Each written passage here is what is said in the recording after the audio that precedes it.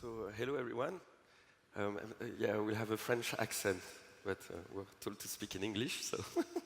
Okay. When I was a kid, I wanted to change the world, but my world was easy to change because it's a small island, part of France, but like really far away. Who knows about Tahiti? Yes? Okay. As many people as Slack. So. Okay. So it was easy. It's a small island, 200,000 inhabitants. And I was born in a family with people that are really engaged in the life of the community. So this is my grandfather that you can see on the left. He was in the French Navy from Bordeaux, arrived in Tahiti, stayed there. But the good thing he did there was that he created the social security. So basically, giving free access to healthcare to everyone on the island. So I grew up in this family, engaged into politics. And when I turned 18, we started the first blog of the island. Like we had internet. When you have internet in the middle of the Pacific, it changes everything. You're connected suddenly to the world. And so we use it as a way to start our own blog, to share ideas about how we could improve the life in Tahiti. Ideas for politics, but also like for the citizens. And so that's where I discovered the real power of like internet, which is to gather around you people who share the same interest and ideas. But I got quickly frustrated about two things. The first one is that although we had the most read blog on the island, no politicians were taking our ideas and making them happen. And so it was first frustration. And the second frustration is that the more we were talking about the topics that affect our community in Tahiti and our economy, the most important topic that matters is climate change. And there's nothing you can do about climate change from the middle of the Pacific. So it's really two big frustrations. So when I arrived to study in France, in Marseille, with a friend of mine, we decided to take our backpack, quit our jobs, was working at Gemalto. They do the SIM cards, smart cards, maybe you know about this company, and travel all around the world to see the entrepreneurs and the NGOs who are fighting climate change, but also other topics, because we realized that you can't fight climate change if you don't fight poverty, if you don't work for access to education.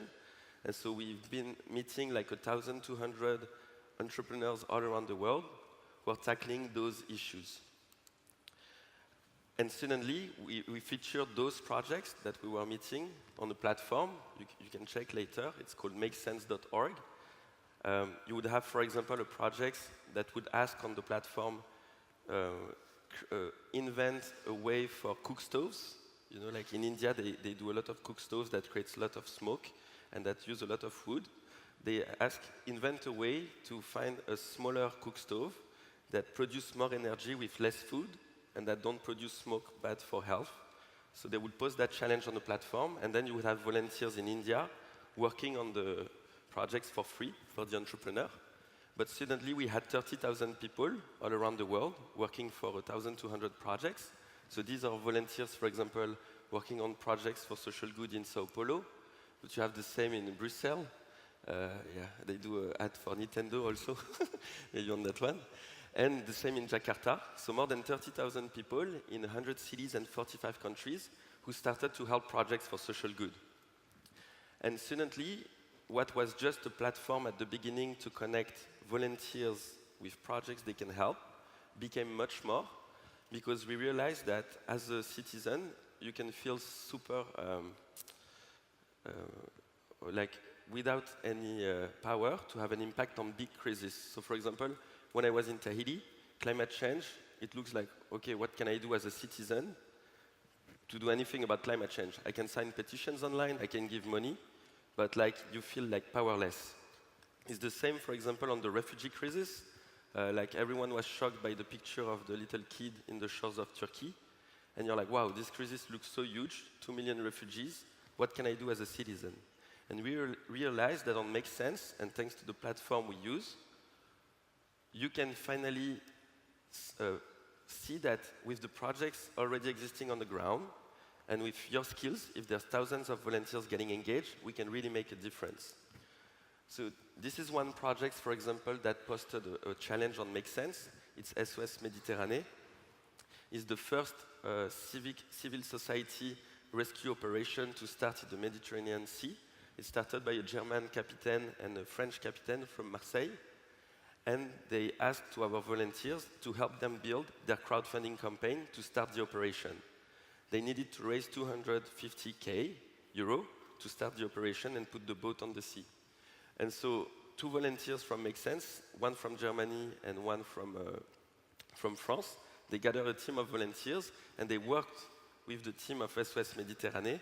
They did the strategy of the crowdfunding, they operated it for 2 months, and together they raised more than 250K. The boat was put on the water, it's been 3 months now, and there's already 1,000 lives that have been saved by the teams of SOS Méditerranée. But this is just one example of projects and one block of the refugee crisis.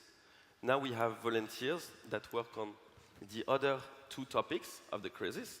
The first, once people arrive safely, you need to work with projects that help them get access to basic needs and information. So we had a second project that used MakeSense, which is an organization called Singa, and they posted a challenge, invent an Airbnb platform for refugees. And so one of our volunteers, Emilien, started to do the MVP. And after that, you had 8,000 French families who said, well, okay to welcome refugees at our home. At the same moment, the government was saying, we're just going to welcome 25,000. So you can see like how civic engagement can really show what people are ready to do. And now we have volunteers working on projects that are helping on the third block. How do you help refugees integrate? By creating their own jobs. So they work with incubators like Chiron University on their different problems. And so when you see that all the projects and solutions already exist, citizens are willing to engage, what we miss is a platform that really connects and integrates all those actions together. So that's what we're trying to do with MakeSense. That's what you can do on topics like the refugee crisis, but you can use the same process for any other topics. If you want to fight food waste, if you want to fight school dropouts, the same methodology can apply. And we found solutions all around the world already existing, citizens ready. The missing point was really, how do you get access to governments and multinationals? If you want to work on school dropouts, you need to work with the Ministry of Education in France, for example. And so 1.5 years ago, the team of the French president contacted us asking, we're going to create a fund of 50 million euros to finance social entrepreneurs, but we need you to help us find which are the best projects and the best citizens we can work with and finance up to 1 million euro donation. And after that, the president asked the minister in charge to work with the entrepreneur who has an amazing solution on education and do the pilots in the high school. So it started as a really grassroots movement, MakeSense, mobilizing citizens on a platform, and now we have governments asking us, can you help us find the best ideas to scale their solution? So, and what we think, what I think, is that we cannot achieve impact just by having like grassroots mobilization of citizens. You need that, but at some point you need to do collaborations with institutions already existing, and it's the duty of our generation. We are the last one who saw the world before the internet, the one after, so we can make the bridge between the world that's coming and the one that they built. And what made me engage as a citizen is the fact that I wanted to work on something for my island. But I have a friend, Ron Garon. He wrote an amazing book about his experience in the space station. And one day he told me, you know, your island, if you take a step back from what I saw, is really like a whole planet, as Julien was saying, and not just a small dots in the middle of the Pacific. So I think we should all, like he said, stand for it. Thank you very much.